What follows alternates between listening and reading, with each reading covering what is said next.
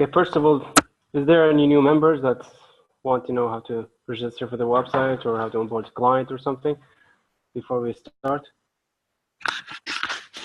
I guess no.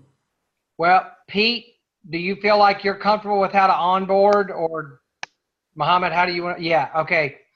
Start there, Mohammed. Or start. Huh. What did he say? Yeah, Pete's not comfortable. You seeing the note? No, okay. Okay, cool. Okay, Pete, it's over onboarding. Okay. Well, I guess I created a new onboarding process that will make it much easier for you guys to onboard your clients and keep up with them. But I guess I'll go through that again. Okay, let me share my screen here and go to. Okay, so Pete, Okay. you were able to get into the Giveaway Master website, correct? Okay, good. Cool. Okay. First of all, I already posted this on the Facebook group. I did a new appearance feature here in the website. So as you can see, these colors will help you a little bit to, I don't know, just an appearance or template to make it more beautiful. It has nothing to do with the functionality, but just if your client is active and up to go, it will be active and with green. If it is on hold, as you can see here, that means there's two chances. Either you actually exceeded your limit of the of the monthly 10 accounts that you can onboard, else you have to buy a new pack. We make it in hold and we contact you about that, or that you onboarded your client but you didn't schedule the welcome call. When you didn't when we don't receive the scheduled welcome call, we have to make it on hold and we contact you as well. So you don't worry about that. Either way, we'll contact you. We'll never just let you frustrated like that. Okay? Because guys already have a template for the email to send you with a link, with a direct link to go into the page in our Giveaway Master website, where you can find a form where you can schedule the welcome call with Scott or Robert, the welcome call for your client. Okay?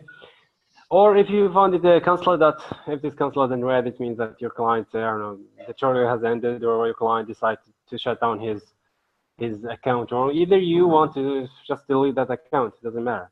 Just as a start, I want to walk you through this. Okay, let's open this one here, and let's make it something older. To onboard the client, you click on this plus sign here. Okay. Just for the moment, try to not click on this scroll at the other right here, because it will just, you'll lose all of your data, and that's not good for you. The onboarding form has a couple of sections. The first one is the business detail here. This should be, generally, you can get this details from Google My Business account of your business. So it's very easy. Just go to Google and search for your business with name and full address. If your business has a Google My Business account, you can get those details from there. This in case if you want to gather Google reviews.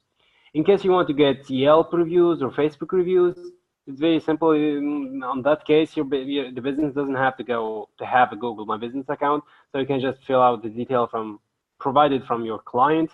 And here on the review platform, if you want to get Google reviews, you have to place the Google Maps link. If you want the Facebook page reviews, you have to place the Facebook page URL of your business. If you want Yelp, if you want Amazon or whatever, any online review website that has a review system on it, if you want to get reviews to that website, don't place any link, just place the exact link of your business on that exact website. So as I told you, if you want Facebook reviews, you place the Facebook page URL of that business. If you want Google reviews, you place the Google Maps link of that business.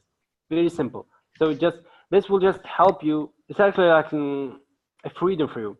We don't restrict you to get always Google reviews. We all know that Google is like #1 review platform in the world, and everyone is actually asking it. But some clients actually, some advanced members here and advanced clients want to get reviews from more other platforms. So we give you the option to do that. So as I told you, this is not like a restriction for you only use Google Maps or Google reviews. You can place any kind of website that has and must have a review system. A review system means that that website accept reviews about the businesses listing on it.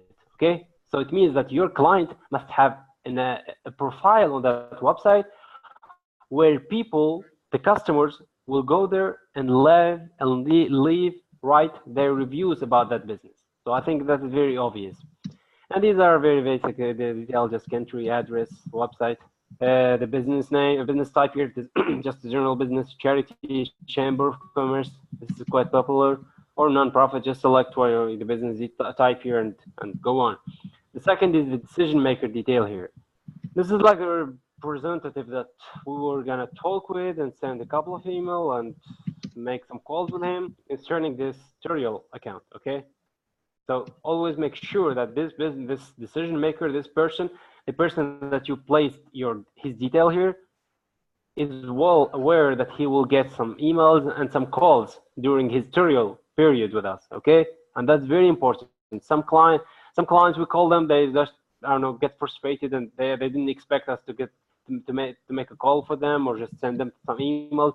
So make sure, you guys, before you onboard your client, make sure to place the exact detail here, and the person that you place his detail here must be aware that we will make some calls for like the welcome call, the welcome email, a couple of marketing email, all of that stuff. So that's very important. Okay. Either way, you can just place on the extra here, the extra section. You can go to your notes and place some notes that, for example, don't make calls for this client or something, or don't send emails to this client, or just something that to let us know that we have to not do, or we have to do with this client some specific requests or specific actions that we have to deal with this client with.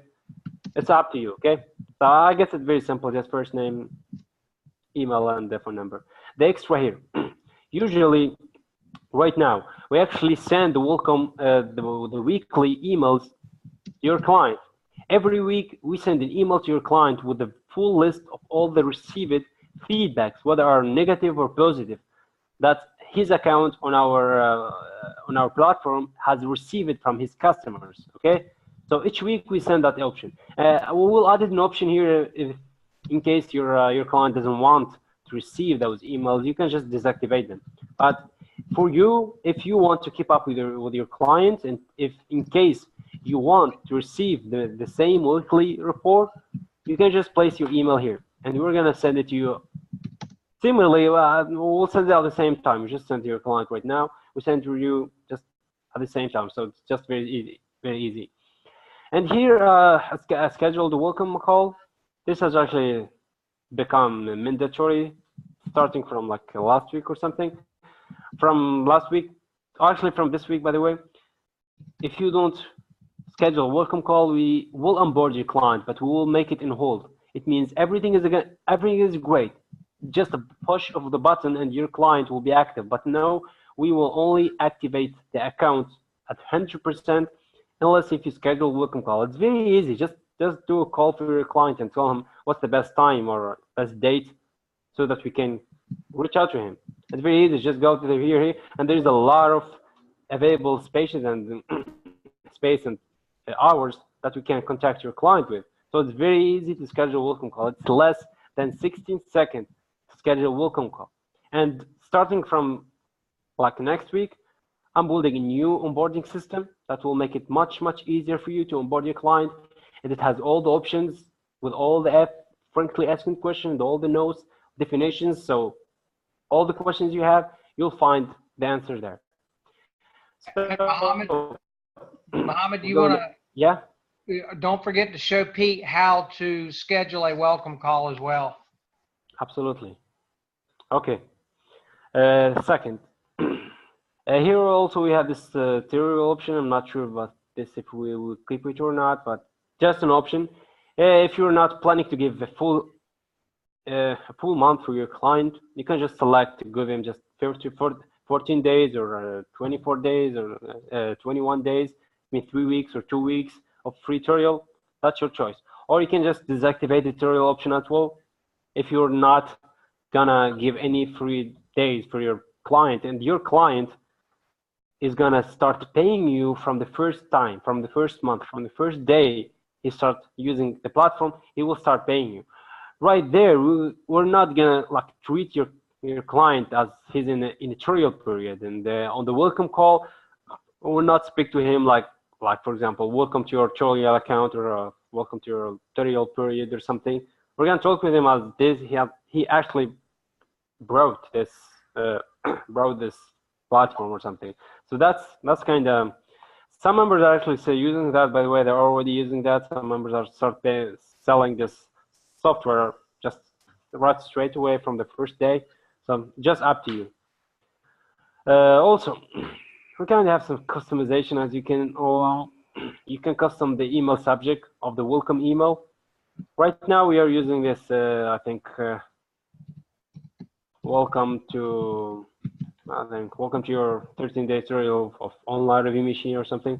That's the current custom email subject that we are sending to all the clients on the welcome email. But you will have the option to do that and choose whether the email subject that you want to receive for your client, especially if you're giving no tutorial and just start billing your client from the first day. You can choose a custom email subject that you want to use. Just up to you. Next, we have your notes here. This is, as I told you, the extra note that you want to leave to us, just to our fulfillment team. This concerns both the welcome email, the marketing emails, the welcome calls, the onboarding itself. You can just customize something and send it to Kais for something. I don't know, change the logo, do that, custom or a preferred color or something. Just type anything here. Even if you want to ask some questions, just place them there, and we're gonna contact you anyway. So it doesn't matter. Third, we have the custom logo URL, Pete, here. This is you can use this here, Pete, if your client has a logo that he wants specifically to use it for this preview platform. It means if on the business website, the company website, they have an exact logo, but here for the review platform, they want to use a specific logo, not just any logo. So this is possible. This is very, very possible. You just have to place the full logo URL here, and we're gonna place it for you anytime, no problem with that. The next one. Next thing, we have the platform language here.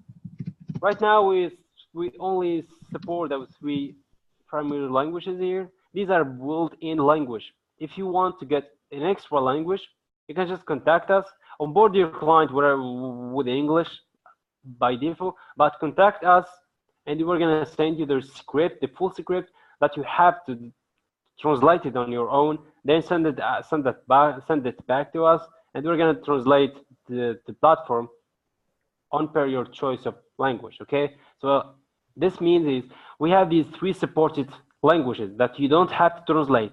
You can, if you select Spanish, you're gonna receive your client platform in Spanish, in pure Spanish, and it's translated by professional people. But if you want the platform in another language that we actually don't support, it's not a problem. We support the open source translation.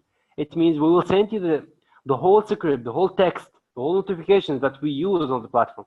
You send it to your client, or I don't know, hire someone to translate it into that language. Then you send it back to us, and we're gonna apply it and translate your current client account for platform here. So we are open for other languages to translate to. Okay, just the matter of speed or something. Next, we have this services. I guess it's abandoned right now. If you want the tutorial for the video campaign, you have to go to this link here, and not just You have to go to this to link and don't. It means if you click this one, it just doesn't make any sense. Haytham will contact you and send you to the exact page, because you have to follow this link and place an order for the free video campaign tutorial. Okay. This page actually contains everything. I don't know, details, how stuff, some questions, some answers, some links. I don't know, just anything, just anything you need, you will find it here. Just place add to cart and follow the process. Then here, okay, this doesn't belong to you, so you don't have to worry about that. And okay, I guess that's it. I guess we're good. This is how you can import the new client. After you fill out all the detail, just click save here. Don't touch anything else. And this giveaway master fields, don't touch and don't change anything. Everything will be deleted if you do, but just don't waste your time. So just after you fill out all the details, click on save, and boom, you're gonna have something exactly like this. This will be the profile of your company, of your business, to be precise. Here you can find all the details that you already have placed. Plus, you go to the giveaway master field, and you're gonna find that we're gonna fill these details depending on the exact on the business that you actually onboarded. So, for example, if you have this, I don't know, this champion or something, I just want you to see the final form of the client profile. So I guess something like that. You're gonna have the request tool. This is what we actually sent to the welcome email, and the feedback portal link. This is where the customers will go to fill out their rating and their feedback. Okay, and this is summary report link. This is where you can check on your client progress and all of that stuff. This is actually an advanced online summary report. It's not the regular weekly report. It's not just an email. It's a page, a full page that you can go visit. You can export. You can do anything you want. It has a great design, great concept with a lot of data on it. Okay. Then you have the notes here. If we have anything new, something, we'll just post it here. I guess that's it. And now go to the welcome call, Mohammed. Yes, sir. So, Pete, just click this one here, appointment manager. Boom.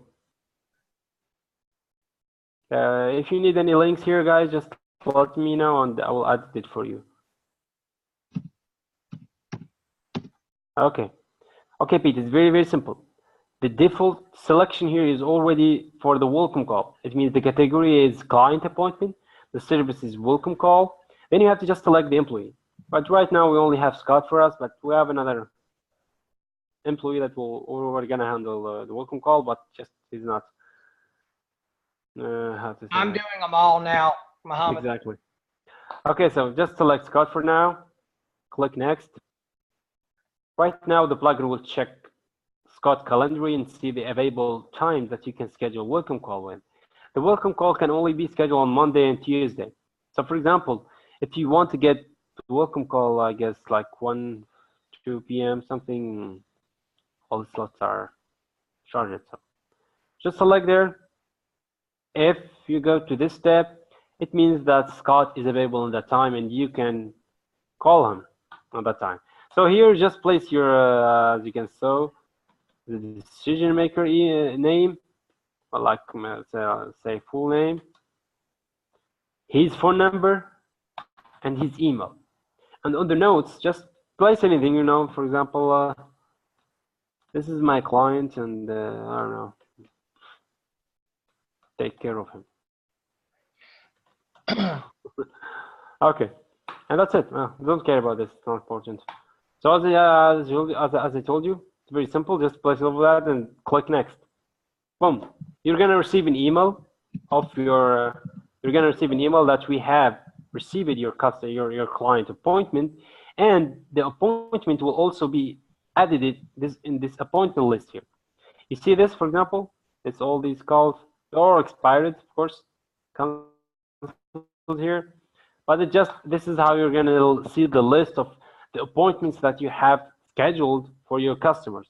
Okay, this is by the way, it's the same here when you go to the second step. If you don't find the exact time that you need, you can go to the second day, to the next day here.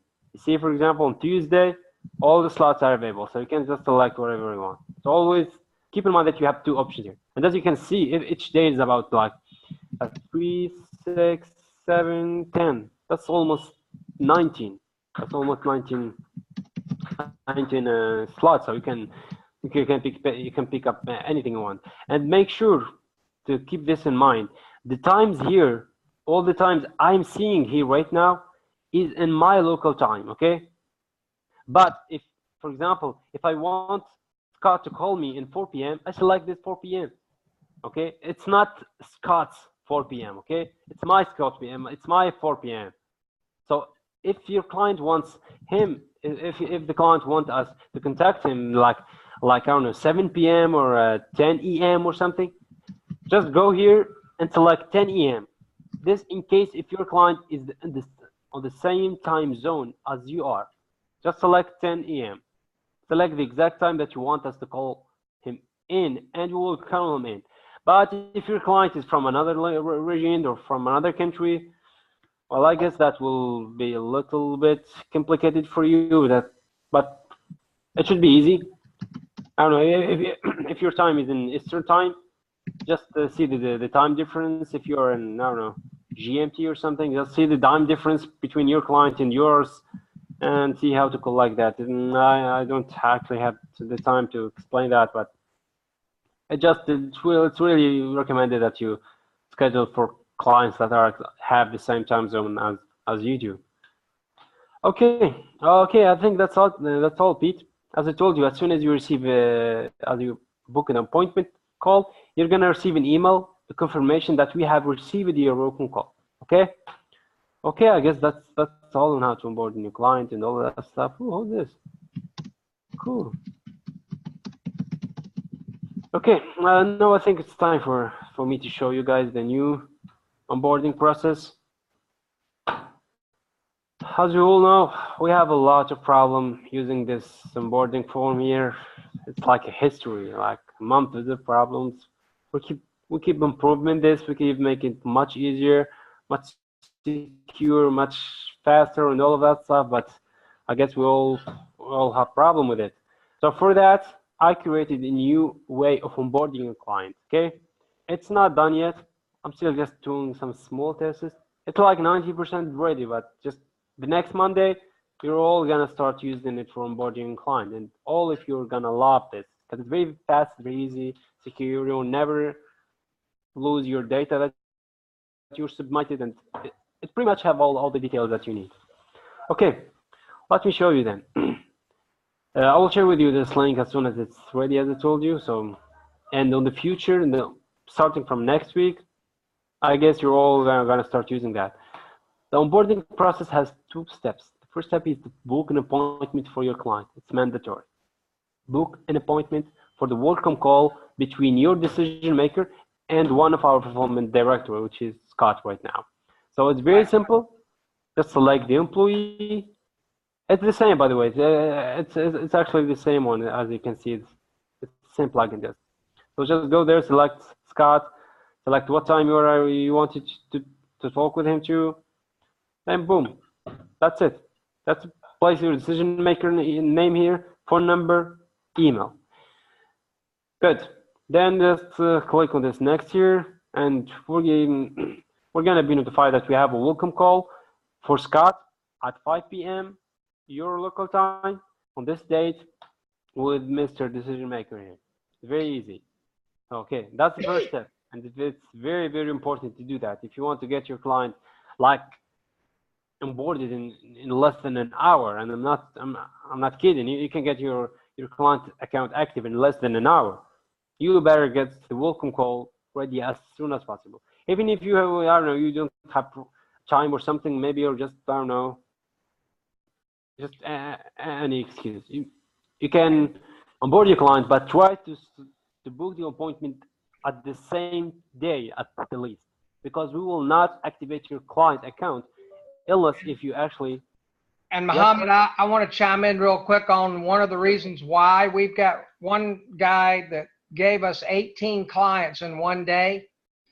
And I spent a week and a half spending the time just trying to get welcome calls to those people.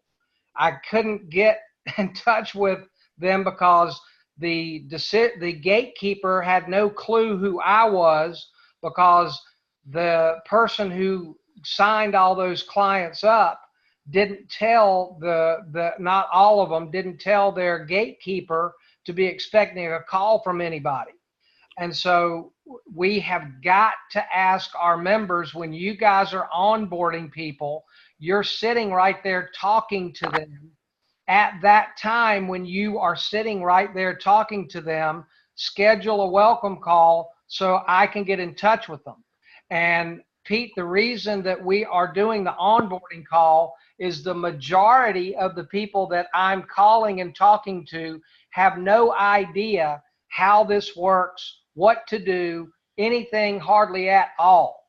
So the purpose of the welcome call is to be able to get them the video that explains, explains how the tool works. I can also at that time run through a demo of how it works, and they can see that we have 2 forms. And one of the biggest detriments that we have had, if we're not able to get the welcome call done where I can go through a demo and explain how this works to the customer, is they'll send this out to people and they don't understand to tell them that we've got 2 forms. And the reason that we've got 2 forms is that 1 negative review can run off 22% of a company's potential clients. 4 negative reviews can run off up to 70%. So anything that we can do to inhibit the negative reviews getting onto the Google review page with our customers, the better. So we've got 2 forms. The first one is a feedback form that goes back to the decision maker, and then they're redirected to the Google review site to leave a Google review. So for all of those reasons, I need to be able to talk and to speak and to say hello, to explain to these people. And the other thing that I also say to everyone that I onboard is that this is a cooperative approach here. This is not going to do anything for you if you do not ask your clients, your customers. And the way to do that is, how was your experience with us today? How would you feel about leaving us a review? As soon as those 2 questions are answered, then put name, cell, and email into the portal and hit send. But and then explain to the person that they're going to be getting a text and an email. We have 2 forms, a feedback form and a review form. Make sure that you go all the way to the end of Google till you see the review page, or you haven't finished. And the difference between letting people understand that and we communicate that to them and not doing it is going to, is going to be the end result in people getting this from a customer, and then they're going to do the first form and they're not going to do the second one because they don't know, and they think that they're done after they fill out the first one. So the communication that we're going through, and I go through a demo with them when I go through the welcome call and show them that there are 2 forms, and show them that no one is finished until they see that Google review page and hit post. So those are the reasons that we need to do this. And I am spending so much time trying to chase these people down to do the welcome call that it just makes sense that when you guys are talking to them, schedule the welcome call right then. So that's what we're asking you guys to do. Okay. All right, go ahead, Muhammad. Sorry. Oh, sure. Okay. So I guess schedule welcome call is just very clear for you guys here. The second step would be, by the way, here all the appointments of your appointment will be here. Okay. The second step is the onboarding. That's what actually is important here. Onboarding form has 4 steps. You have to just fill out all the detail and go from next, next, next to next. I will go through that just in a moment here. We can go a little bit to the button here. I did a lot of content that will help you understand more about the onboarding form and the onboarding process. So these are notes. For example, we start from the terms of onboarding. Of course, it's not just like get any detail and onboarding client. It's not that easy. You actually have to go on a few steps and keep a couple of points in mind so we don't have problem with you. The first step I think again here, you're allowed to enter these details for your client. It means that your client accept to get the tutorial, accept to provide you with these details to find the tutorial, because you can't find the business detail online and just fill out on the onboarding form and onboard that client. That's not acceptable. You have to contact your client before you give him the tutorial, before you onboard his detail. So that's very important, okay? Second, you need to schedule the welcome call for your client using the tool below this form, or my client will not be onboarded. That's very clear. You have to schedule the welcome call. We just was talking about that, so it's very easy. Your client is aware that he will receive follow-up calls and a few follow-up emails during his tutorial, okay? And only his tutorial. We're not gonna talk with him after the tutorial. Whether we close the deal with him or not, we will not call him or not send any email. Only if you want to, or just in demand or something, okay? It's not about him, but just he must be aware that he will get some of these calls and all of that stuff, and only on the tutorial, okay? Issue the client with your links. Okay, I think Scott is there. Okay. Second, you're gonna inform us as soon as possible in case your client wants to delete his account, delete his customer detail from the server. You wanted to shut down this tutorial or just end it or extend it or anything else, you have to contact us as soon as possible. We don't want a delay on canceling the client account. Some client just doesn't want to continue this tutorial and they start complaining because they ask the member to close their account before a week or 2 weeks ago, and the client and the account is still active, and I don't know, just there are actually dozens of cases that might happen, but just always keep us updated. Just an email or message on Facebook, and we're gonna do that for you. So if there is any important detail about your client that we have to know, please share it with us. Send it send it to our email, our support email. Open a ticket. Send us a message on Facebook. Well, don't post on Facebook. Okay, these personal, just private stuff. Don't share it directly on Facebook. Just send it in private message or email or something. These in 5 and 6, these are actually brand new terms. From now on, we will pause your client account after 7 days of the tutorial ends. So if you give 1 month for your client as a tutorial period, after that 1 month, we will pause the client account. This means that your client will not be able to use his account, but the account will not be deleted forever, okay? It just paused. Even when the client will try to go to the request tool, he will find, I don't know, something, a message telling him that his platform is just paused or something. But remember, it will not be deleted, okay?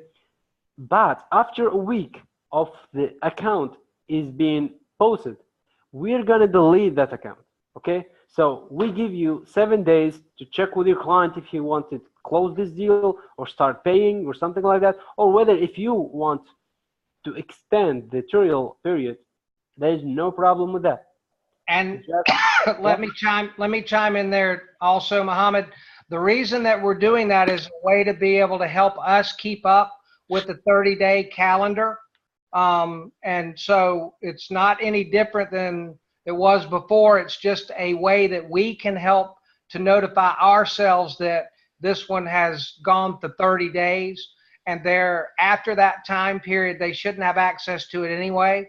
You will be contacted, and we will also have been in touch with them But if anything slips through the crack on our end, then if we have it set up after 30 days to pause, then it will alert everybody that it's time to address if this client is going to continue or not. So it's just kind of a fail-safe on our end to help us not have anything slip through the cracks on when the trial has expired. Correct. Okay. And actually, just to be honest, some members even forget that their clients reach their jury period, and some clients keep using the software for like, I don't know, 6 or even 7 weeks. You see, maybe this is just a very simple reason, but I'm just saying. By the way, for these two terms here, you can go to I guess here. This is the help and definitions.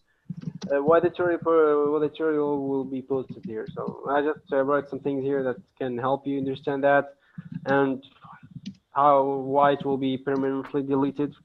Also, these are very important, by the way. Just it will help you understand the process. And by time, I will be adding a lot of these questions and frankly asked questions, so you can guys understand exactly what this process is, and don't waste your time just waiting for answers or something. You can find everything you need here. So, now, Mohammed, I also wanted the thing that we wanted to, that we discussed too. I do want the accounts to go ahead and be activated and to go ahead and start. All right. If the welcome call is scheduled, then everything starts. Right? Absolutely, yeah. Absolutely. Okay, good. All right. I just wanted to make sure that as long as our members help us get the welcome call scheduled, the welcome call does not have to be completed. And so, in other words, somebody could start up today, could run into a client today, onboard that person today, and that as long as they'll help us with having the welcome call scheduled, even if it's next week, that email goes out directly to that client today. The decision maker gets the email today, and we're also sending the welcome emails out to the members as well, right, Mohammed? Absolutely. Okay, good. So I just wanted to clarify for everybody, we're not delaying activating the accounts. We're not delaying. I mean, if you onboarded somebody today, then all of the account would be set up. All the information will go out to that client today.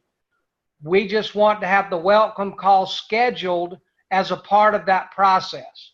Because again, if I can get the welcome call scheduled, then I can talk to these people. And I'm also going to work with Mohammed. If you can't get it done on Monday or Tuesday because of your decision maker problem, I'm going to go ahead and let Mohammed open that up. Mohammed, I need you to do that for me. I need the welcome calls to be available 5 days a week. I don't want to put any restrictions on our people for that. That since I'm doing them all now, you can open up my schedule and they can schedule those calls 5 days a week. We don't okay. those up. No problem. We don't want to hold those up. Okay, no problem, guys. And again, everybody, we're not trying to restrict you guys in any way. We're just trying to make sure that I have got a chance to talk to these people within a timely fashion.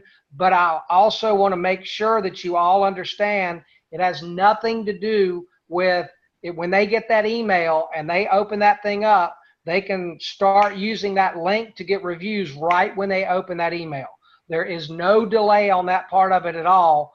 We just want to be able to get a hold of them to be able to make the welcome call. So we're asking you guys to get the welcome call scheduled. Not that the call is made yet, but just scheduled. Because again, if you guys, you've got 20 of these things to make and you're spending half your day calling people and you can't get a hold of anybody, it's very, very, very frustrating and a big waste of time.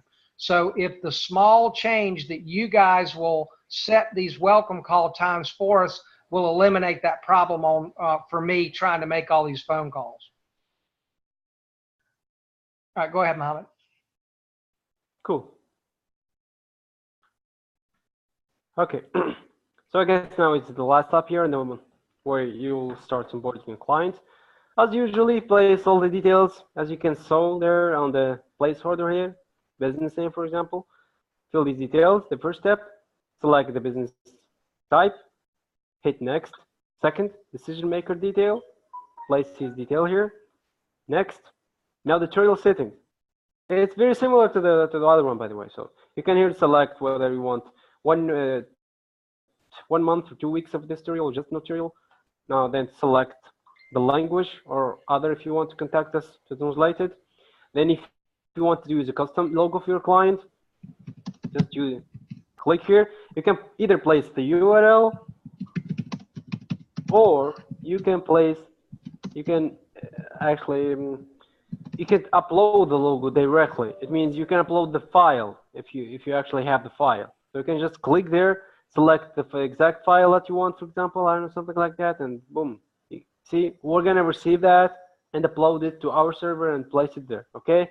So in case you want to, just it's optional, of course. Everything here is optional. If you want to receive the welcome email, the welcome weekly report, place your email here. Activate the option and place your email here. If you don't, just don't. If you want to customize the welcome email, place the welcome email here. Just if you want the exact subject for the welcome email, you can place it here. It's your choice. Third is the notes. If you actually want to know, place some notes for your client, you can just I don't know, place anything here. As I already speak about the notes here, so I guess can you also okay. Well, I will just place something here to walk me through. Cool. Next. This will be the last one, onboarding terms. This is very important. Actually, this is the most important part. As you all know, we actually send weekly follow-up emails during the tutorial. It's max of 6 emails we send to your clients. In case your client doesn't want to get bothered with these emails or something, you can deactivate it. But it will be activated by default because we actually send pretty important emails to your client so we can keep up with his tutorial. But just in case your client just is very strict and doesn't want to get, I don't know, maybe he's busy or something and doesn't want to receive these emails, you can just deactivate this option here. The second one sets up a welcome call for my client. This is actually mandatory. So you actually have to activate this option because it's required and you will not be able to onboard. But we actually have some options here. You can choose either who will do the welcome call. Okay, this is very new. I think even Scott doesn't know about that. So you can select whether you want to handle the welcome calls for your client or we handle it. By default, we handle all the welcome calls. Okay, so you don't have to bother yourself by that. But in case, I don't know, if you're a company or you're an agency or something and you want to handle the welcome calls by yourself, you can select the second one, the member, which is you. Okay, but of course that will be some restriction on this as well. So by the way, if you select the fulfillment team, which is us, you have to click this one that I had booked a welcome call using the above tool. So this is important. This is very important, as Scott was talking about. Else, you select the member, which is you. And when you select the member, this new one will be actually, this 2 sections will appear. The first one is that you need the commit that you will be doing the welcome call or any relative action in order to walk the client through the tool and how to use it. It means we don't want you to leave the client blind with the use of the platform. If you don't want us to talk with the client and Scott will share his screen and walk the client through on how to use the platform, you have to do something, or you have to do the exact welcome call or just do anything else similar or relative that will help the client to understand the tool, because we need the client to understand how to use the tool so we can higher the chance of you closing the deal with this client. So it's important. You have to commit that if we don't do the welcome call, you have to do something else. Wherever you want to do, just you have to walk through the client and how to use the system. And you have to select the deal, how you're going to deal with that. Whether you want to call the client by yourself, just you want to handle, this option is how you want to handle the welcome call, okay? You can select if you want to call your client by yourself, that's the default option, or the business owner confirmed that he does not need welcome call. It means the business owner doesn't want to get a welcome call, and maybe he's clever or something, and he can I don't know, handle this by himself. You can select that, and this means that you contacted your client concerning the welcome call, and he said no. When you contact him and he said no, you actually commit that you actually contact him about this, but he chose to not to get any welcome call or something. That's his choice. So you can select the second choice. Or if this is a special client, or maybe it's your own business that actually you can call yourself. So just if this is a special account or a test account, or I don't know, just you own this business, you can just go here and select the third option. And this might be a little bit maybe confusing for some members, but trust me, this is the best way to onboard the client. We give you the most freedom that you want to, and we make everything clear for you. So there is no like hidden action, there is no hidden emails and hidden clients. And actually, I'm gonna go and work some more on this, and I added more options for you so you can control everything for your client's tutorial. Okay. Then the last one is by onboarding the client. I confirm. As you can see, you can't onboard the client unless you accept everything. So you have to accept allow to deal these details. My client is a war. I will inform you. Boom, boom, boom, boom. Now you can onboard your client safely. Click this. Then you will receive an email. How you receive an email? It's very simple. You're going to receive an email as soon as we receive your client onboarded. This is new, by the way. Okay. So the email will be something exactly like this. Okay. This will be a notification that we have received your client. So in case you have problem, or in case your computer, I don't know, just for you to confirm, for you to confirm that we actually received your client details. Okay, so you don't have to get frustrated, or sometime I don't know, on this onboarding form, sometimes you don't find the business that you onboarded, or I don't know, sometimes it got deleted, or I don't know what kind of problem that you can get here. But right now we're going to send you an email that we have received your client, so you don't have to bother yourself about that. Then we're gonna email you this one here, this email that your client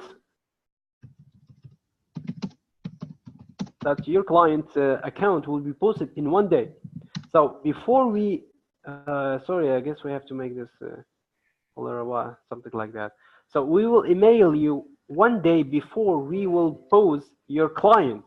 Okay, 1 day before we post your client's account. So we will give you some time to think, or I don't know, interact or something. If you want to not post your client account, you can just contact us. We will give you 24 hours. After that, your client account will be posted. Just post it. Okay, actually, we will explain this in this one here, so you can understand that a little bit. We'll place your client detail here and some why we're gonna actually post your client account. So I think everything is very simple. If you have any problem, just reply to the same email that you will get. Then after a week of your client's account has been posted, we will gonna send you another email a day before we will delete your client. It means we will give you another 24 hours before we will delete your client account for good. Okay, and if you don't interact, if you don't interfere, in case I don't know, if you have a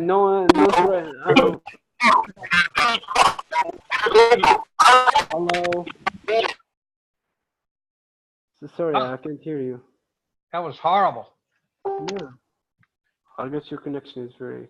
So as I told you, also before we do any action, we contact you 24 hours before. So before we delete your client account, we're gonna send you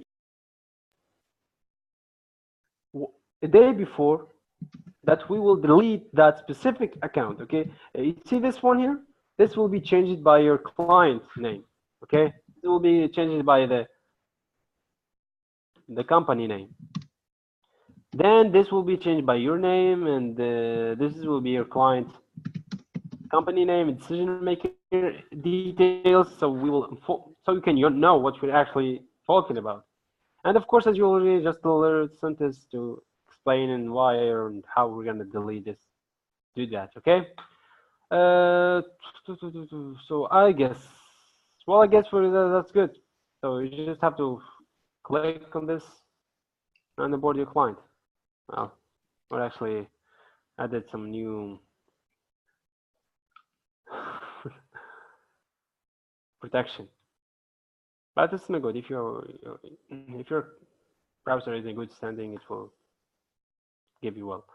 Okay, I guess that's all on how to onboard new clients. And as I told you guys, this is almost ready. It's like 99% ready, but I really have to test it out a little bit before I can make all of this happen. Meanwhile, even after I activate this platform, this new onboarding process, I will leave this available for you for 1 week. Okay, so just for testing. Okay, but just after a week, this will not be here anymore, and we're gonna replace it with another button that will send you out to this page and onboard your client. Okay, we're gonna be always online for live chat, emails, messages through Facebook.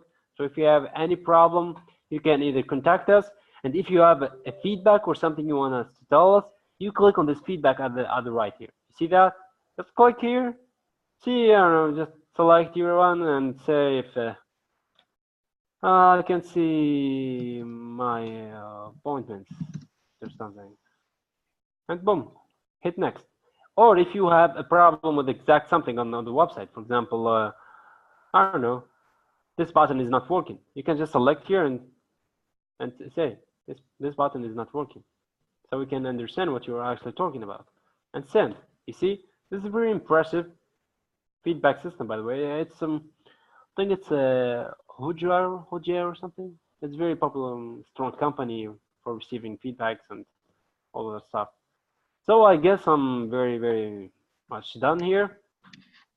I hope you guys understand and love this.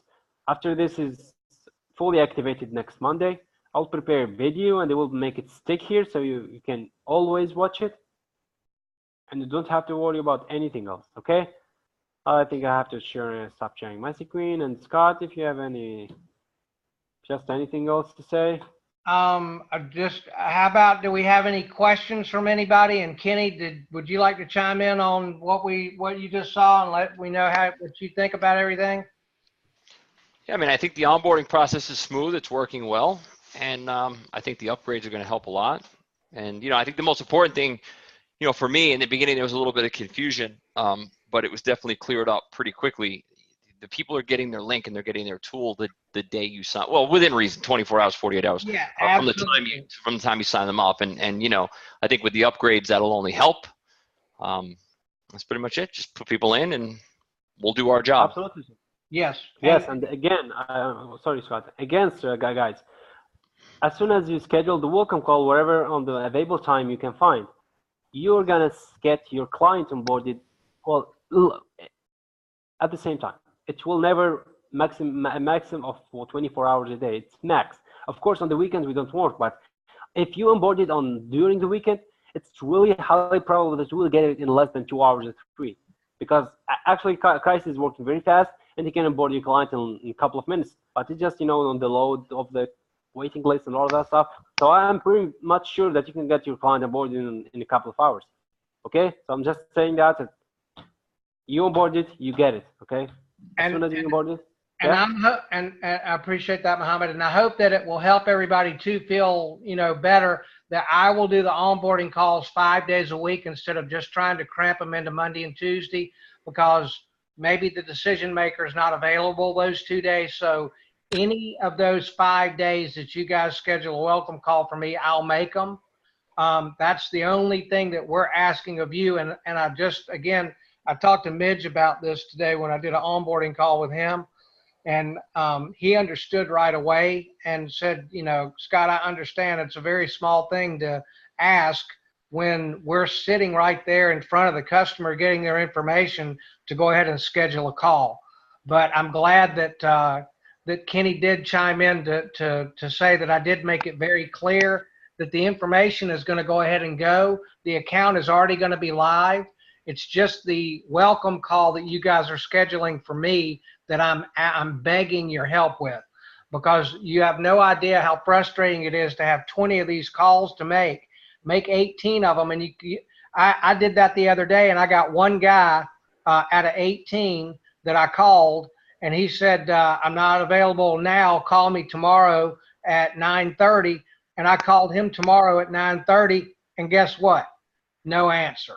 So I've still got 18 phone calls that I've got to try to schedule myself. I don't mind making them. I'm happy to do that for all of you guys. The only thing that I'm asking you is, please understand that when I'm trying to set the call up and then make it, I'm running into not being able to get the communication with the decision maker. And I feel like it's something that you guys can do when you're talking to them, getting the onboarding information. You can let them know that we have a welcome call. And if they say they don't want one, then let us know that as well. But generally speaking, the people that I have done welcome calls with are grateful to get them. And they're glad to get some information about how this stuff works, because they don't have a clue how it works. So anyway, that's what I wanted to say. Cool. Yeah, of course, Scott. I will add the option that the customer doesn't want to receive a welcome call, and of course I will let you know, so you don't have to bother yourself about that. Cool. Yeah. Okay, wonderful. Well, I think we're pretty much done. I will be always available on Facebook if you want, you guys. I think the best way to contact me is through Facebook with messages. I think that's the fastest way. Or the live chat. You can find Kais and Haytham there. Email. You can also contact create, I don't know, support ticket or something. We're always there to help you. Just ask if you need something. Just ask. Okay. Of course, you can. There's a lot of other advanced and old members of the group, so you can post anything and ask them for their experience. Okay, let's pivot now. Okay, Ray just got here, and Ray, we just got done with some of the new onboarding information, and I wanted to give you the chance now that we've got Kenny here to make sure that you get all the questions that you had about payment processors out of the way while we were here. Scott, just hang on 1 second. Ray, I'm going to mute you just for 1 second, and then we'll bring you. Actually, I can't do that because I'm just a guest today. Let me just answer Tariq's question real quick. Yeah, I'll just give you the host, Kenny. Oh, okay, thanks. This welcome call is a blocker because even when you schedule a call with a decision maker, will not always be available. Tariq, I'm going to be as nice as possible. That's because you're setting up shitty appointments. It's the only way I can answer that question. It's because you're setting up bad appointments. When you set up an appointment and you say, we're going to do a welcome call on Tuesday at 9 o'clock, is that all right? And the guy's like, well, yeah, I should be here. You just give me a call, try me that. That's a bad call. That's a bad call. It's got to be like, listen, unless your kids are dying, are you going to be there at 9 o'clock? Yes or no? Because if it's not, if that's not good, I want the guy there at 8:45 waiting for me, and I want him there, the calendar clear till 10:30. Even though it's only going to be a 15-minute call, I want to make sure I block out 2 hours of that guy's time. Because anything short of that, Scott's going to be chasing the guy around. So you have to make it clear that this is not just some random thing. This is like a doctor's appointment for him. Like, he must be there. And you may say it clearly. Listen, if it's any problem whatsoever, tell me now. We'll set up another time. I need to make sure that you're going to be there at 9 till at least 9:30. And if you're not going to be there, if you have anything up against that, then you let me know now and we'll reschedule it. And then sometimes they'll say, oh, well, I have an appointment at 10. So, if we go a little late, let's reschedule it. How's 1 o'clock? Well, I got something at 1:30. Reschedule it. How's 3 o'clock?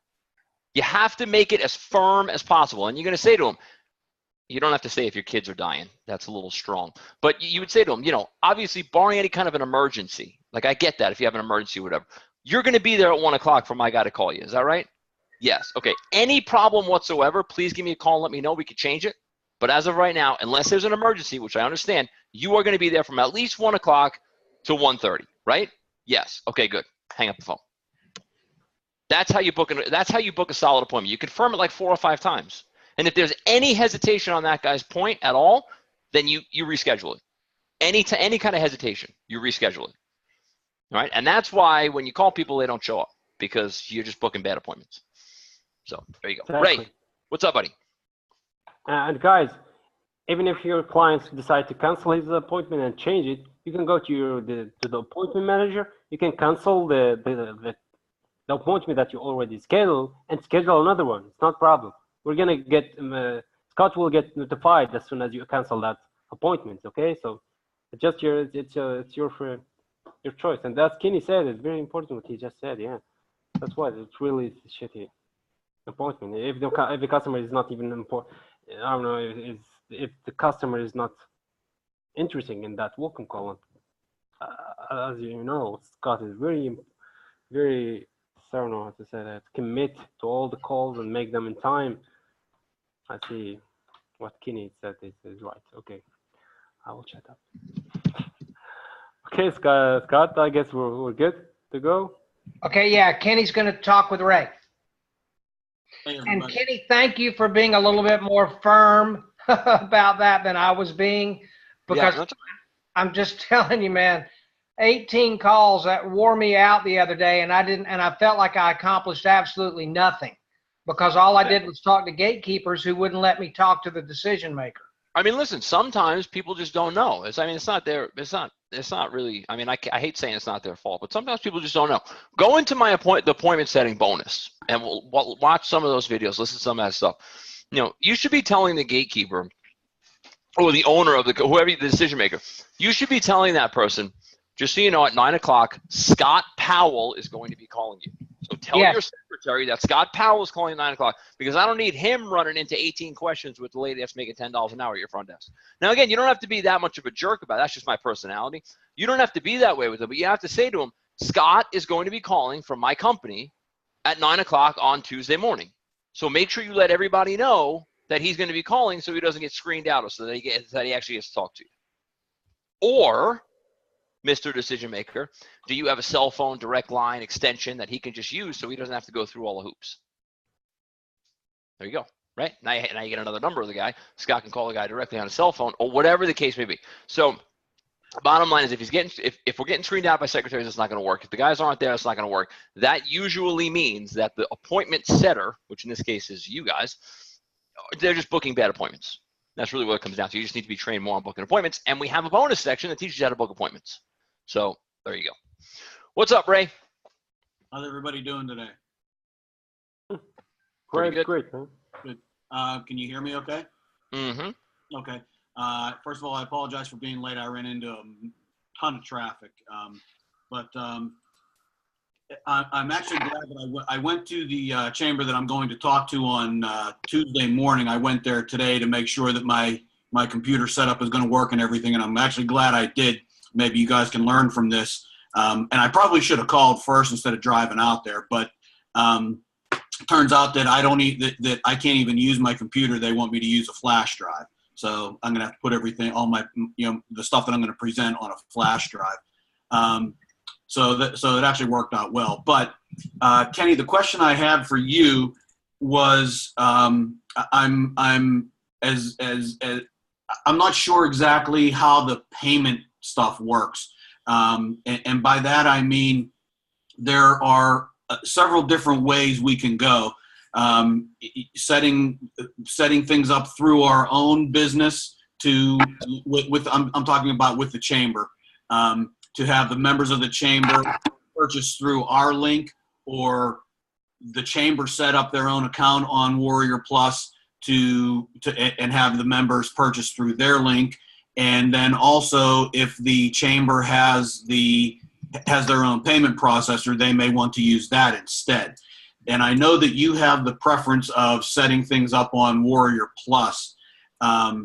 Is there any advantage to one of the things I'm not clear about is, other than the Warrior Plus commission fee or whatever it is, that 2 or 3%, and I'd actually like to know exactly what that is that they take off for each sale.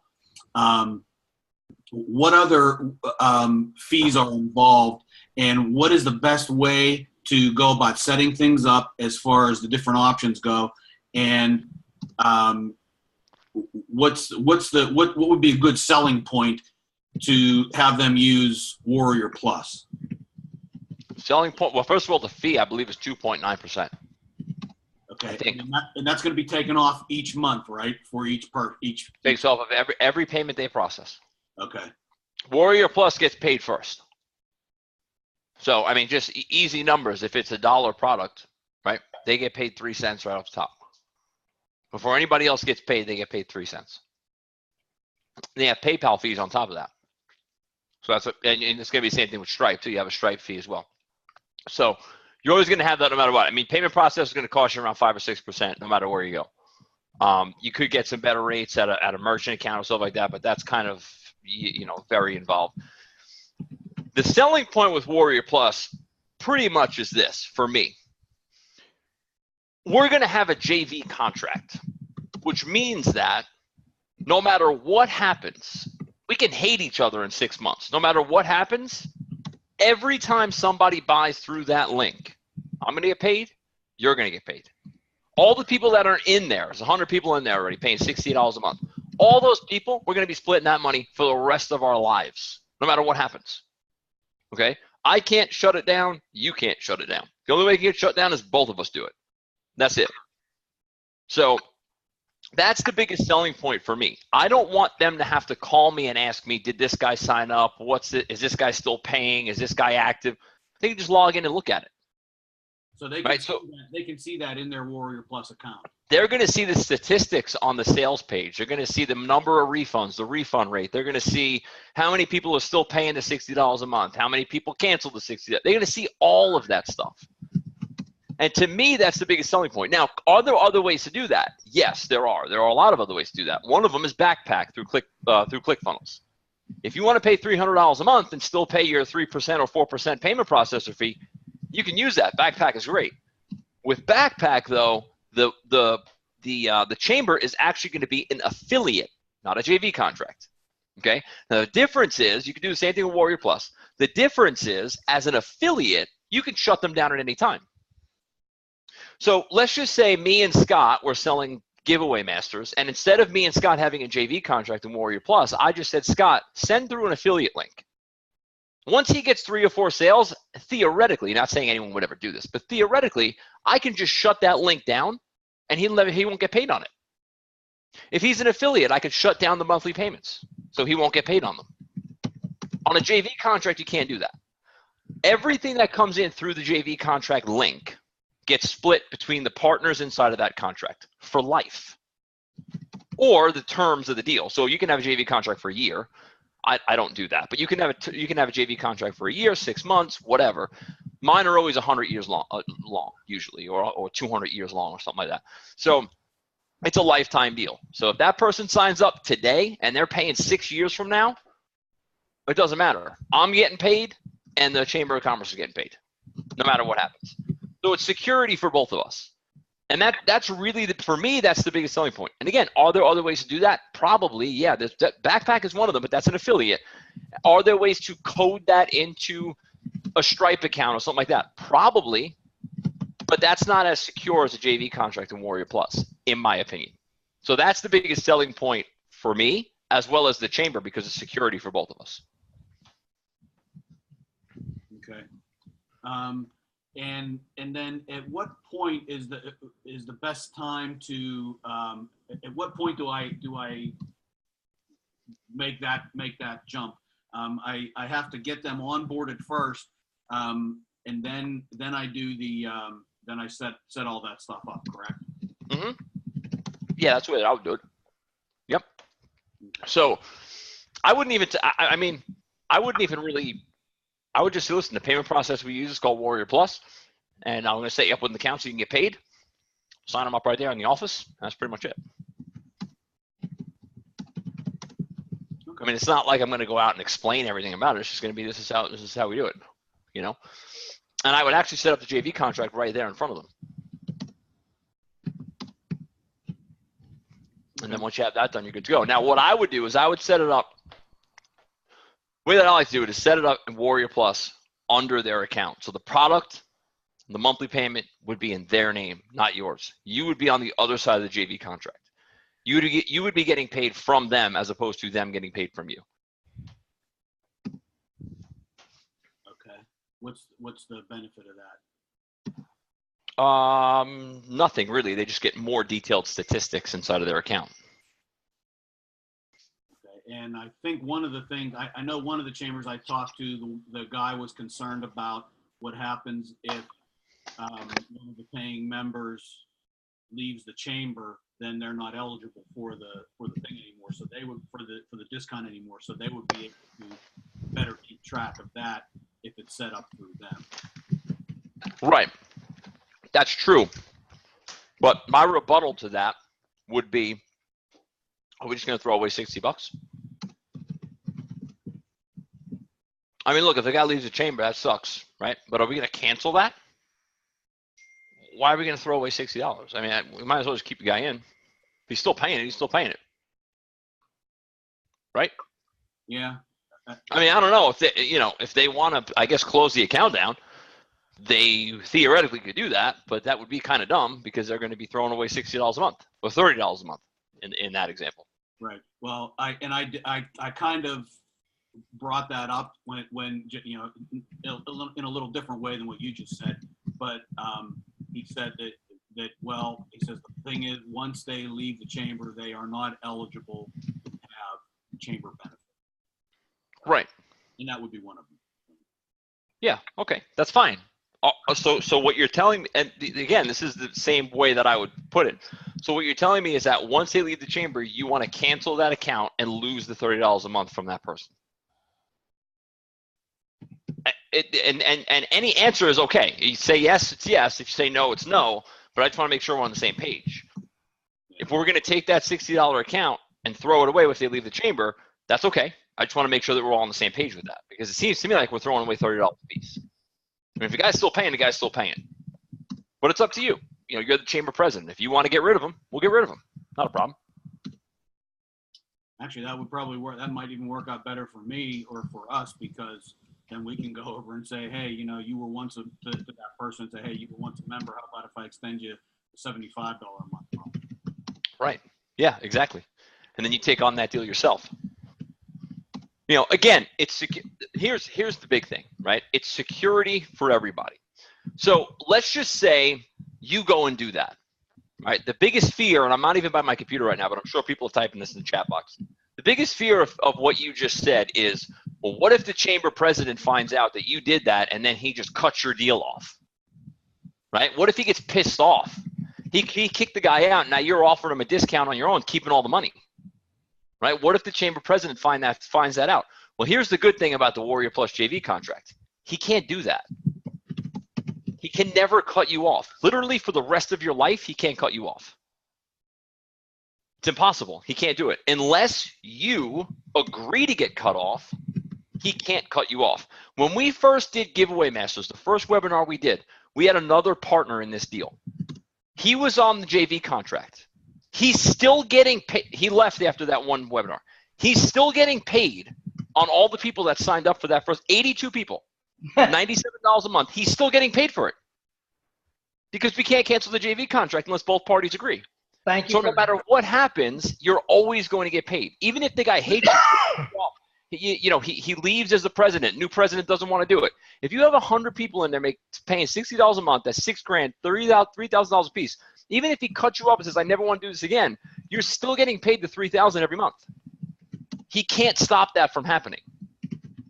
Now, on the other side of it, from a chamber standpoint, you can't stop it either. So if all of a sudden you decide, well, screw the chamber, I got all these people here, then I'm going to keep all the money now, right? It would be an unethical, stupid thing to do. But if you decided to do that, you can't. Now, if you have them as an affiliate, you can. If you just sign a contract, and get it notarized or whatever, theoretically you probably could, because then they got to go to court and they got to battle it out, and they're probably not going to waste their money for $3,000 a month. They're not going to do that. But with a JV contract split in half, it's impossible for it to happen. It's literally coded into the button. It can't happen. You cannot shut it down. We've tried. You can't. Both parties have to agree to shut it down. Both parties have to agree to shut it down. And if both parties agree to shut it down, that's fine. And to be completely honest with you, I have yet to see that happen. It usually doesn't happen, especially when there's recurring revenue involved. You know, like I have JV contracts from 3 years ago that just in case the sale comes in on a $500 product. I mean, I was never asked to close it down, but you know, if I was, I wouldn't, because just in case the $500 sale comes in, I want my $250. You know, it's my product. So, you know, I'm not going to close it down. Okay. So that's why, and again, you know, there might be other ways to go about it. There might be other things out there, but there's nothing like the simplicity and security of a JV contract inside of Warrior Plus. JV Zoo might be similar. I don't use it, so I don't know. But as far as like PayPal adaptive payments and all that stuff, it sounds great in theory that you get to save the 2.9%. But I want the security. And I want to know that my chamber can log in at any time and see the stats. See, that guy never has to talk to me. And that's beautiful. He doesn't have to ask me if the person signed up, if he didn't sign up, if he refunded, if he didn't refund. He can just log into his account and he'll see. He'll see what's going on. And he knows exactly how much he's going to get paid this month and next month and every other month. It's just simple and easy to do. And it's security. It's secure for everybody. Okay. Yeah, I think that's all that I had to ask about that. And I do want to make a correction. When I was up there today, I found out that the meeting I'm having on Tuesday with these folks is actually their executive committee. It's not the board of directors.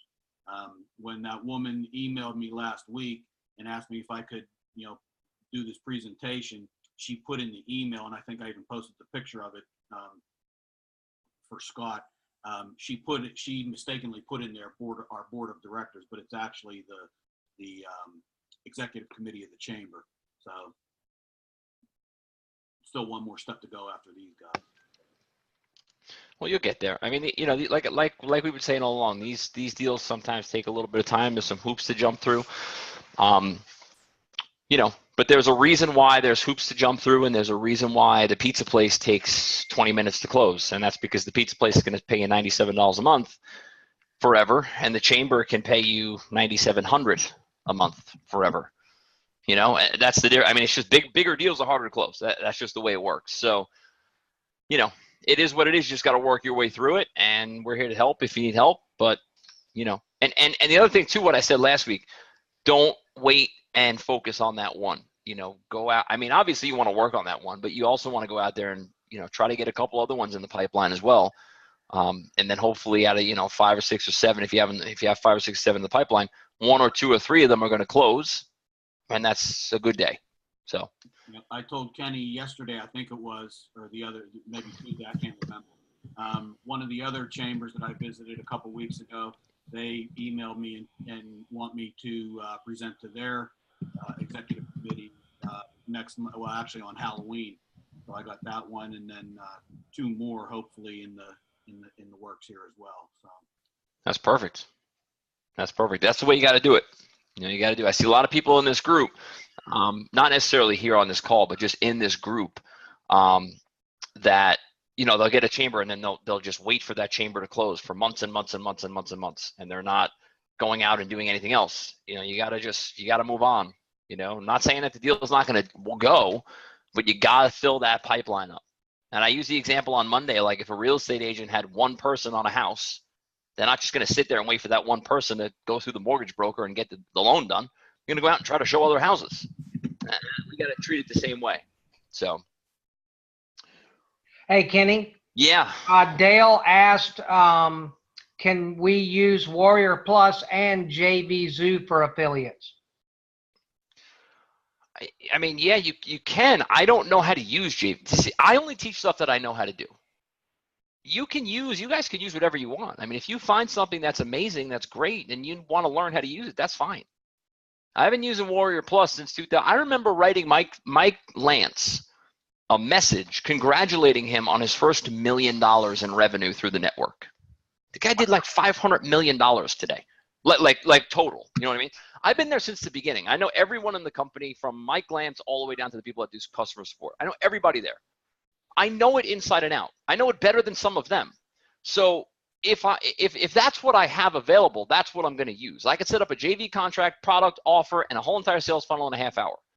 You guys watch me do it in videos all the time. It's easy for me. So I know how to use it, and for me, it's a perfect solution. If you want to go out and try to do something else, you're more than welcome to do that. But like I always say, don't ask me for help because I don't know.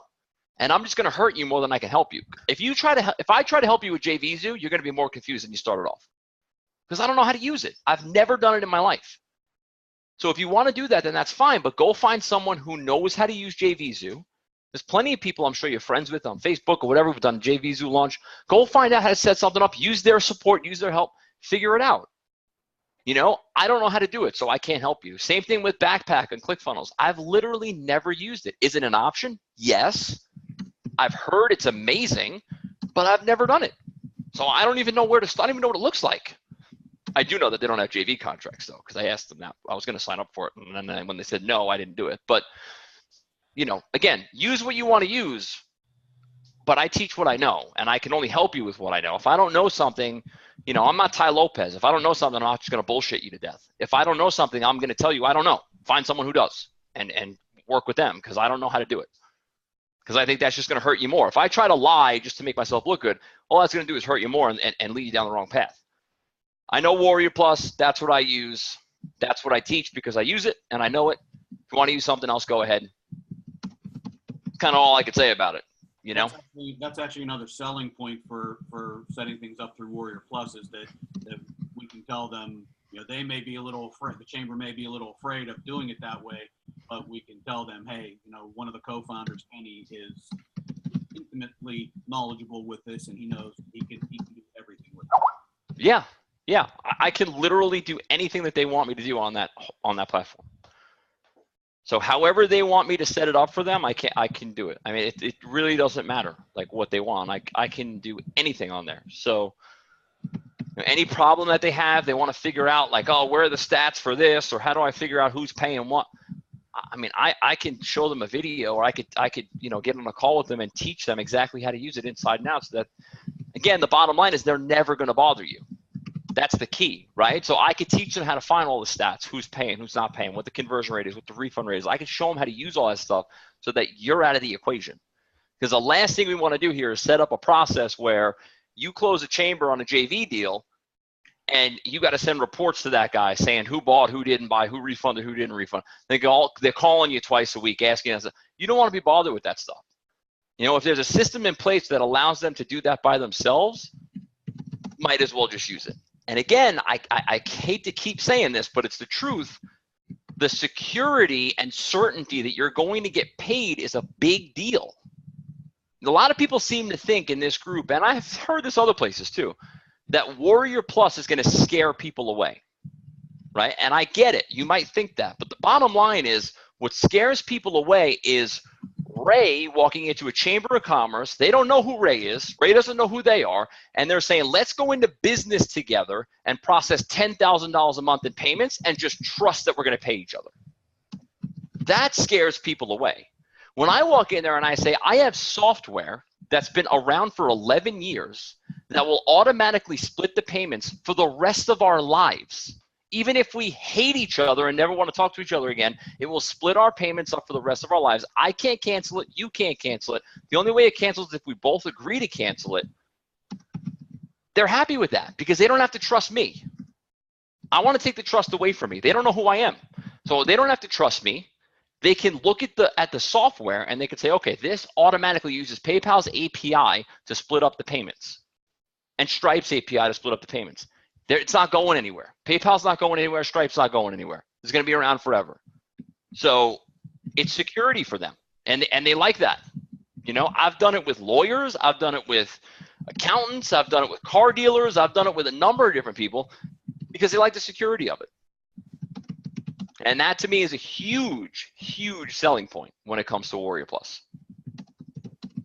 And one last thing, and then I won't talk anymore. If they're worried about them getting, Warrior Plus is kind of like a dirty place, right? We know that. You know, they have the YouTube Ninja hacking stuff on there and all that kind of stuff. So we get that, right? They can keep all of their stuff private. So if they're worried about the, XYZ Chamber of Commerce being headlined on Warrior Plus, it doesn't have to be that way, because there's ways in Warrior Plus where you can set up products and offers that aren't listed on the marketplace. No one's even going to know that they're in there besides them and you, whoever the person is in the group that got the chamber. Another thing, they don't have to use Warrior Plus buttons. A lot of people think when you have a Warrior Plus product, you have to have that Warrior Plus button on the page. You don't. It can be a regular payment button. Doesn't matter what it is. You can design it yourself. You can download it off a website. Regular payment button that looks like every other checkout button in the world. And you could just have your Warrior Plus link linked to the button. And it works the same exact way. Right? Now, that's a little bit of an under the radar thing. That's kind of like you got to do a little bit of shady stuff to get that to work. But it's relatively simple, and I could do it in 2 seconds. I do it all the time. It's not that hard to do. So you can mask the Warrior Plus stuff a lot. It doesn't have to be a big flashy Warrior Plus thing where you get product of the day every time. We don't want that, right? It could be a private offer that's not listed on the marketplace. The button doesn't have to be a Warrior Plus button, and the only people that are going to know they're in Warrior Plus is the chamber and the person who got the chamber. That's it.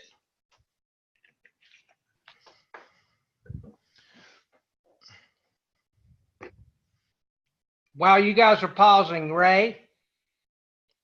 And Scott, I'll just say one more thing really quick. Yeah. Just so you guys know, I mean, I probably said this before, and I hope it's obvious. I have no financial benefit for you going to Warrior Plus and using their stuff. Like, I don't. I do have a time benefit for you going to Warrior Plus and using their stuff, though, because then I don't have to deal with people saying, I set up PayPal adaptive payments. Can you sit with me for 18 hours and learn how to use it? I'm just going to ignore you, right? Because I don't know how to do it. But I don't have any, like, Mike Lance is not paying me to tell you guys to sign up for Warrior Plus. I don't get an affiliate commission for the accounts that go there. Like, none of that stuff is happening. So I just teach you guys that because I know it. It's easier for me to handle support because I know everything about it. And, and you can ask Scott, man. You can ask Scott. Scott had a Warrior Plus account. He's never done anything in it. He's like, man, I can't get my payments out. What do I do? I'm like, give me an hour. Yep. Set up a product and offer for $1. Mailed my list, 100 people, said limited time offer, blah, blah, blah, whatever it was. Quick sales page. He had 10 sales for $1 in an hour and a half, and he was able to withdraw all of his money. Most people don't even know what that means. But because I know it so well, I can do that kind of stuff. So I don't know. It is what it is. Maybe I went too long on the Warrior Plus stuff, but no, not at all. I just know it really well, and I use that to my advantage because I can help people do it. Scott, were you going to ask me something? Yes, Ray. I'm not going to say any names because I don't want to embarrass anybody, but we got people that are getting ready to go to meetings next week with Chambers for the first time. And I just wanted you to give a little word of encouragement about, what it was like for you again. And I don't want you to have to feel like you're a broken record, but your experience is so valuable to everybody else to gather up the courage and go in there and I guess one of the things as well is what was the response to what you got back? Well, and I'm assuming that most of the people on this call are new members because it's an orientation call. Just from what Scott said there, I signed up and, I think it was back in July, and I was. I knew that this was a great idea, but I was so terrified to go out there and talk to these chambers of commerce that I sat at home and I analyzed every angle and overanalyzed every angle to the point where I was scared shitless to go out and talk to these people. I even got to the point where I sent an email to support asking for a refund because I just felt that this wasn't right for me. I didn't feel comfortable going out and talking to these people. And then I saw a post that Scott did in the Facebook group, and it was about Scott. It was that post that you made about taking your pillow and blanket to that one meeting, and I was just like, you know what? If he's willing to do that, I have to be at least willing to step out of my comfort zone a little bit and try and talk to these people. I went to my first meeting the following week, and I was nervous.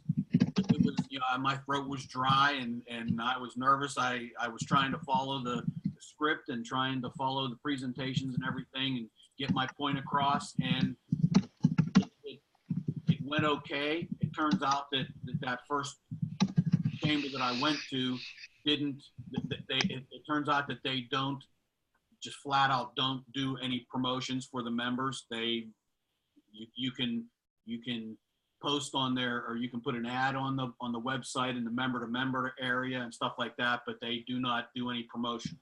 So I was kind of disappointed with that, but I kept going because I thought, well, you know what, that wasn't as bad as I thought. So I went to the next one and I took some things that I learned from the first one, incorporated into the next one, and so far I've been to 5 or 6 or 7 different chambers, and it gets easier every time.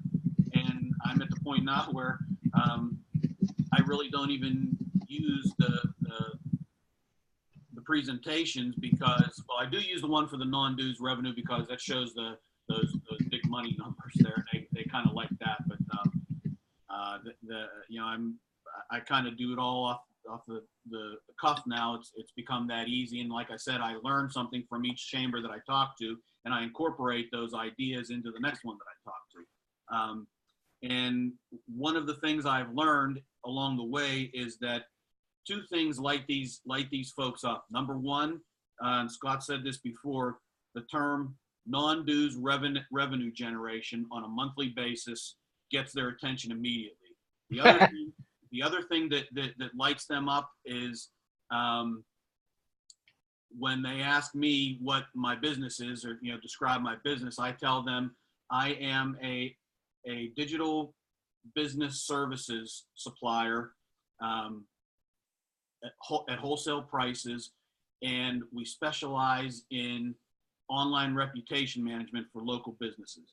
And as I said last week and times before, when I use that phrase, online reputation management for local businesses, each one of them that I talk to stops immediately and says, "Ooh, I like that," and they write it down in their notes, and I can see them underlining it and going over it multiple times, you know, highlighting it.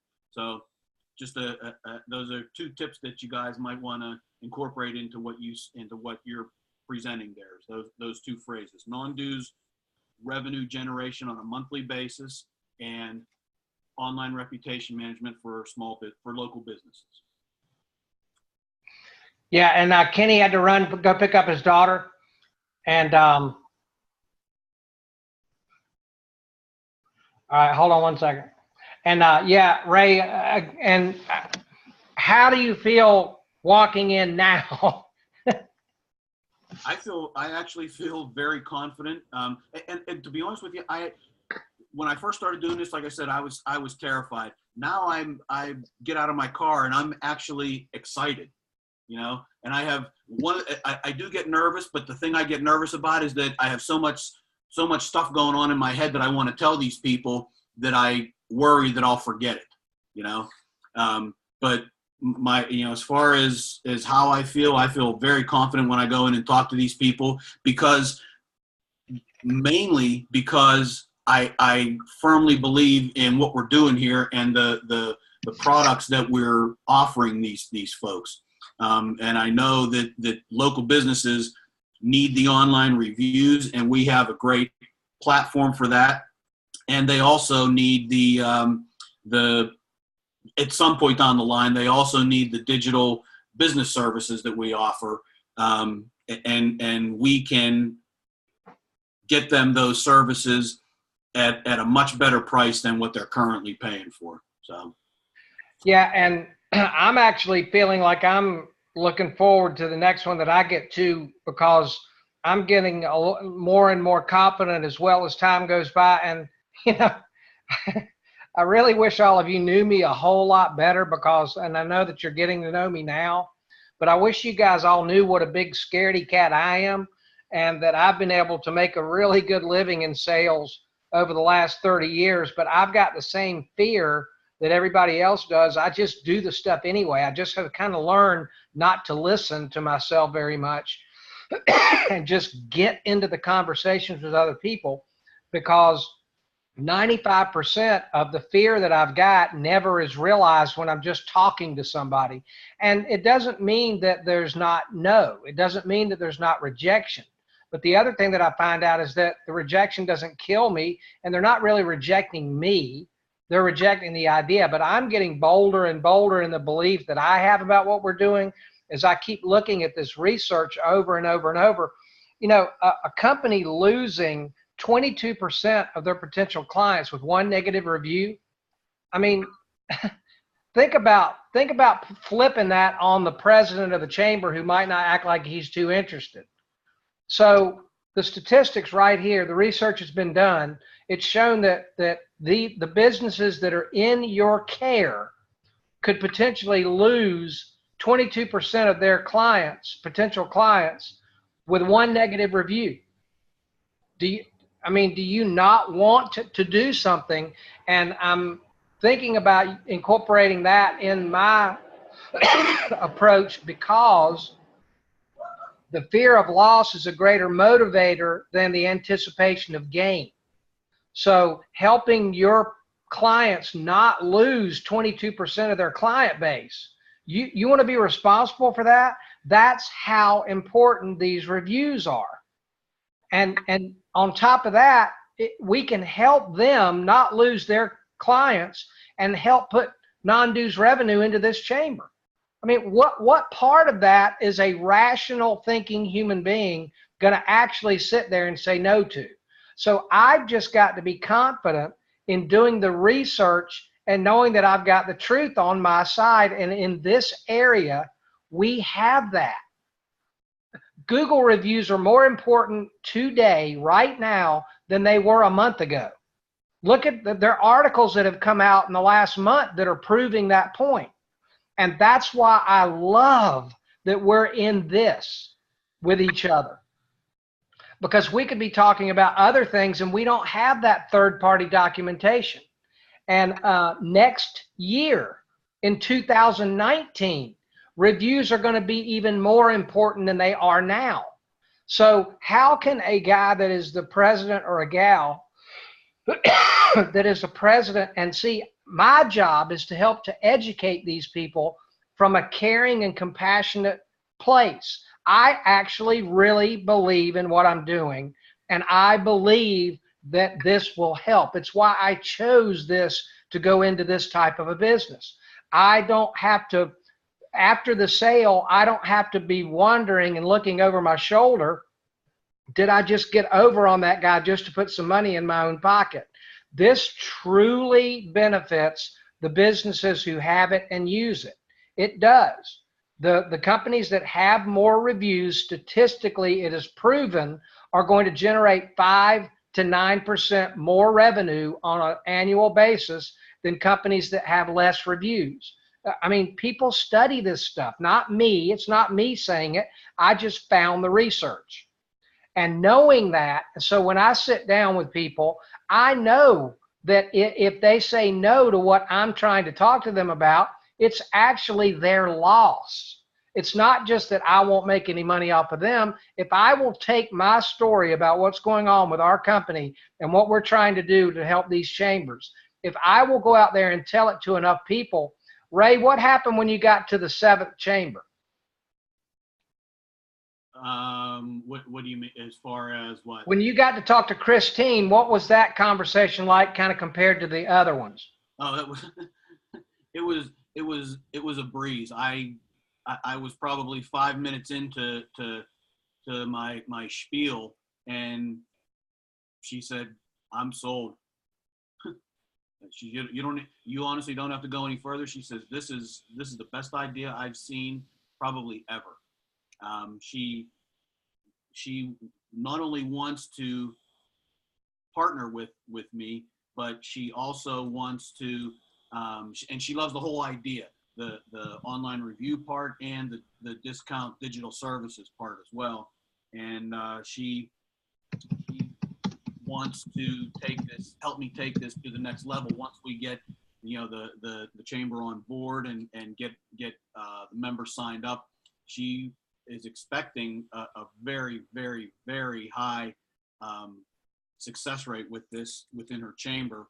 And she wants to help me take it to the next level, in that she wants to be able to get the program into the other chambers across my state, which is Pennsylvania, and then from there take it to the national level, and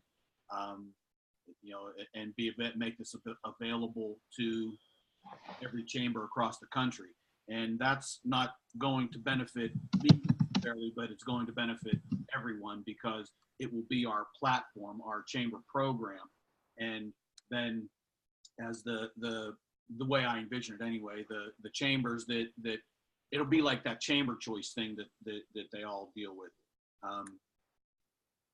Whichever, it'll just be there as an option for all of the members to subscribe to, and whichever giveaway masters member is, has that territory that particular chamber is in, that's the one that benefits from it.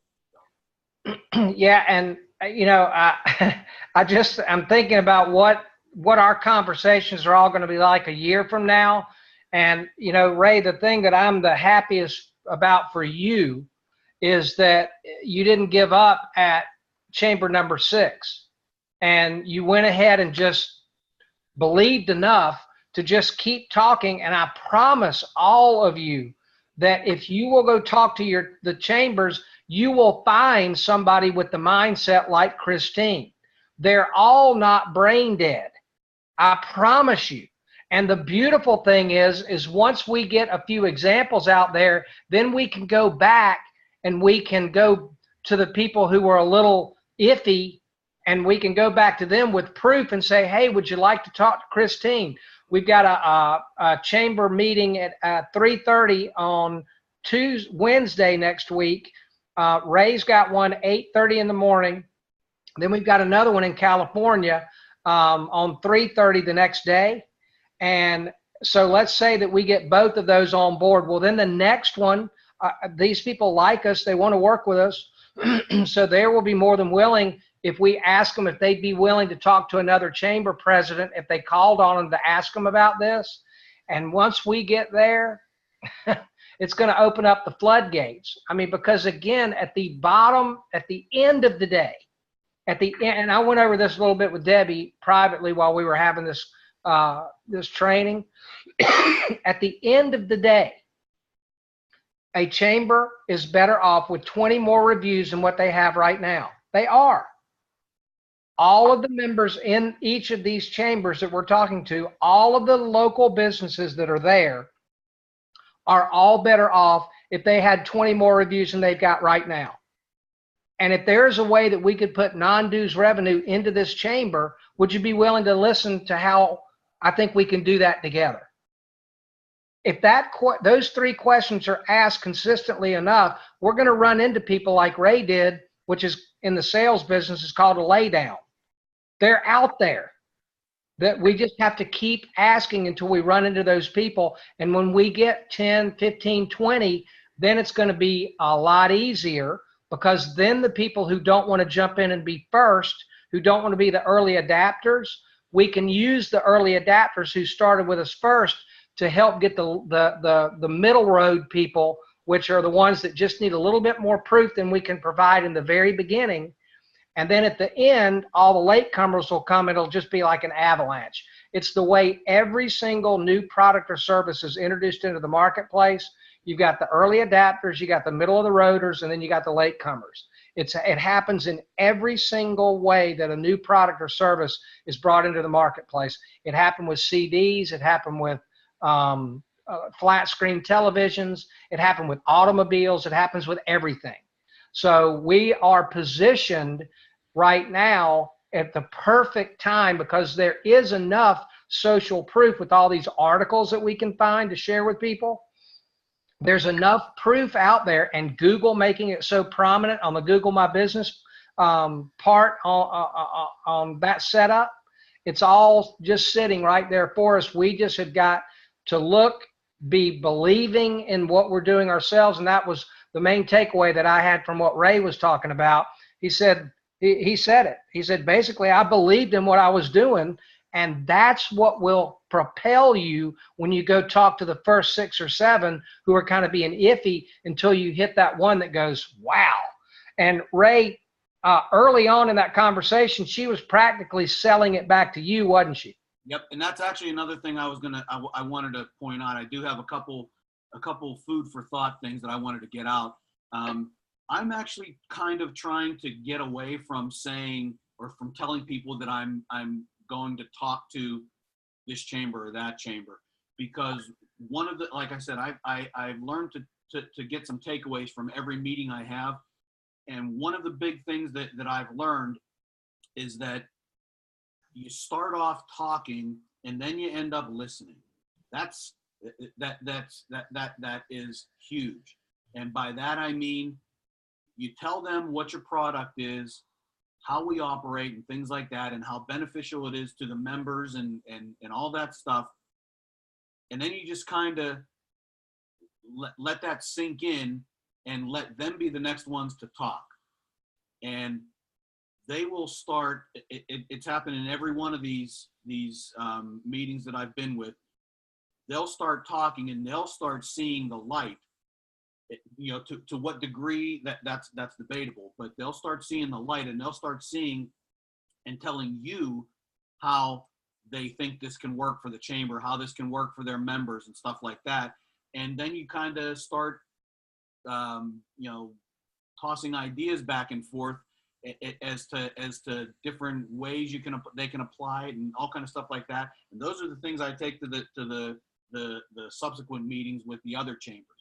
And like I said, you talk a little and you listen a little. That's why I'm trying to get away from thinking that, and that was my big fear in the beginning, was going out and talking to these people. I didn't take into consideration that they were going to be talking to me as well. So it's much easier to listen than it is to talk. So let them talk and you be the listener. That was one thing. And then the other thing I wanted to point out is,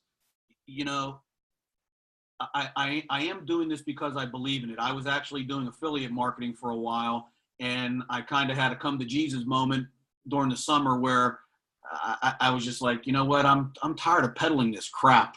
People don't need all this stuff that I'm trying to sell them, and that's when I found Giveaway Masters. But this, when you go in to talk to the chambers, don't think that you're stuck with doing this non-dues revenue aspect, because even if they don't want to partner with you, they are still more than happy to have you join the chamber, and you at that point you'll have access to all of the members as well, and it's a little more legwork at that point. You gotta go out and talk to these people on your own, or go through the proper channels, but you'll still have access to all the members in the chamber, and look at it this way: instead of for every member you get, you're signing them up to a members only discount of $75 instead of $60. So more money for you if the chamber doesn't want to partner with you. So perfect. All right, well, I'm done unless anybody else has any other questions, and we always are willing to stay as long as anybody has anything that they'd like to chime in on. We're more than happy to stay and hang in there with you. But if we don't have anything else with anybody, then the next thing that we've got to look forward to is Monday morning at 11 o'clock. And everybody keep Ray in mind for his meeting Tuesday morning at 8:30. All righty, thanks. All right, you guys take care and have a great evening. We'll get this thing as soon as it renders and gets all ready to go, then we'll put it in the Giveaway Master site so people can look at it if they feel like they want to. All right, take care, everybody.